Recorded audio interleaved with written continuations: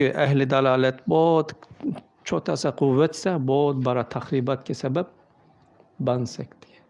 لیکن ہمارا مسلک اہل حق کی مسلک تعمیر ہے، ایک وجودی ہے، اس کے لیے بہت کام چاہیے، بہت کوشش چاہیے۔ اس لیے اہل دلالت کے کبھی کبھی اہل حق پر غالب آنا اس وجہ سے، ان کی طاقت کی وجہ سے نہیں، ان کی قدرت کی وجہ سے بھی نہیں، ان کی مسلک شر ہونا کی وجہ سے، کیونکہ شر آسان ہے۔ ایک گھر کے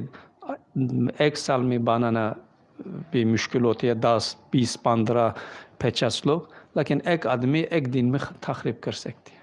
خراب کر سکتے ہیں۔ اس لیے تخریب آسان ہونے کی وجہ سے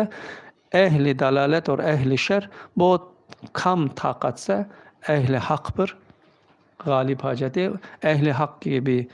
وہ مغلوبیت سے بچنا کی چارہ نجات اللہ تعالیٰ سے پناہ مانگنا